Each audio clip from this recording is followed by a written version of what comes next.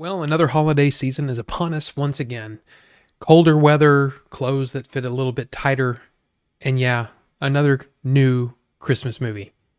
This one about a gaming system that's really, really hard to find. Sound familiar to anyone? Written by Kevin Jakubowski and based on his book, 8-Bit Christmas tells the story of a 10-year-old living in Chicago in the 1980s who sets out on a quest to get the Christmas gift of his generation, the latest and greatest video game system. The movie stars Winslow Fegley, Neil Patrick Harris, Steve Zahn, and Diane Raphael. To be perfectly honest with you, I just didn't care about this movie. I didn't expect a whole lot. I was expecting to come away going, eh. But yeah, it kind of surprised me. I mean, it starts off, and the first thing that came to my mind is The Princess Bride, right? You know, you've got a person telling a story to a young person, and they're like not into it, and they want to do something else, and yet, you know, by the end of the movie, you know, they're all into the story and all that kind of. I mean, I was like, okay, this is what we're doing. But it turns into this goofy kid comedy.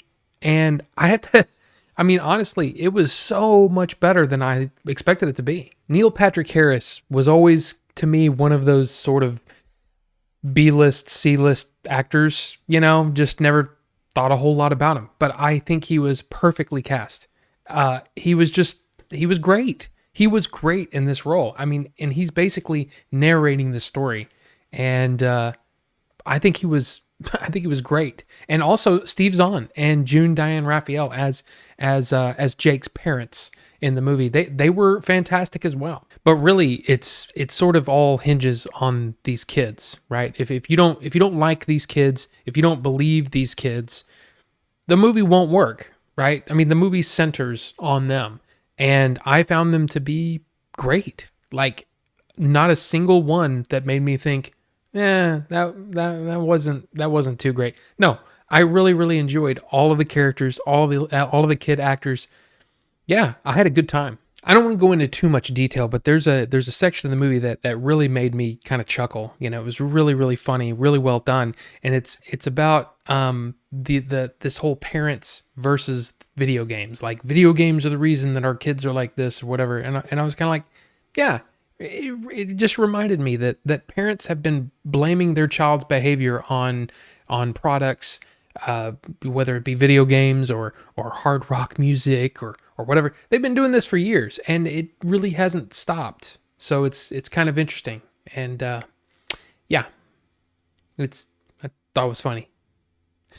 I don't know what it is about movies like this, but I'm always expecting, like, okay, when's the moral gonna come in, right? Every Christmas movie has this really, you know, this moral, you know, in a little nugget that you can take away from and go, yeah, that's how we should all be. And I was looking for it, and I was waiting for it. And then when it finally shows up, I was like, oh, that's really good. That's really good. And it actually hit me. It hit me pretty hard, actually, to where I was actually tearing up at this goofy kid movie. So, well done. If I had explained this to someone, like maybe my parents, or, you know, maybe friends of mine or something like that, if I had to explain it to them, I'd say, you remember The Sandlot? You know, you remember that how it perfectly encapsulated like the late 50s, early 60s, right? And kids grew up and they turned into adults, and adults were able to watch The Sandlot and love it, even with the kids. The kids loved it too. Of course, I love that movie. I grew up in the 80s. This is The Sandlot for my generation, for like kids my age or people my age. I'm not a kid anymore, but you know what I'm saying? It perfectly encapsulated that period without the, hey, remember this? I mean, there's a lot of that, but it all fits with the story. It's not just nostalgia for nostalgia's sake. It's telling a story, which I really, really appreciated. Now, to my knowledge, this is only available on HBO Max. So I say, if you have HBO Max, it's a no-brainer. I mean, it is a lot of fun. And I mean, like, I don't know. I had a great time with it. And it's not just nostalgia for nostalgia's sake. It's actually telling a story, and the story makes sense. And all of the nostalgia and the little, you know, the things that people used to say back then, all of those things, it fits in with the story because The story is the most important thing, right? The story is moving everything forward. I thought it was really, really well done. If I was going to give this a rating, I'd probably give it like a 3.25 out of 4 stars. It's not perfect. It's not the perfect Christmas movie, but a great family film with a good message.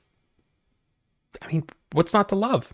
So one thing I do have to mention in regards to this movie, it's very, very similar to a certain other movie that is coming out in January. It's a movie that I've been working on, and I know that I've gotten this. I know Billy has gotten this. Jay's gotten this. Eric has gotten this. I know probably everybody has gotten questions about, wow, this 8-Bit Christmas looks a lot like the Game Chasers movie coming out in January, right? Yeah, I mean, I guess you could say, well, there's kids and Christmas and a Nintendo, so it's very similar. No, there's really no.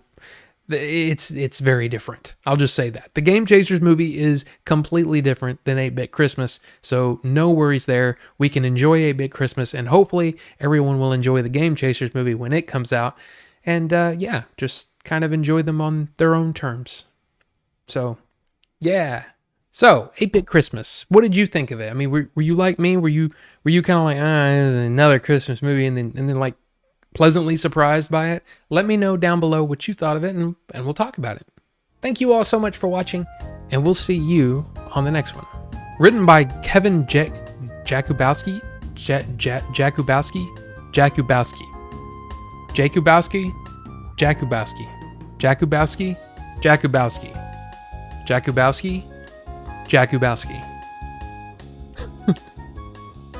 I'm an idiot.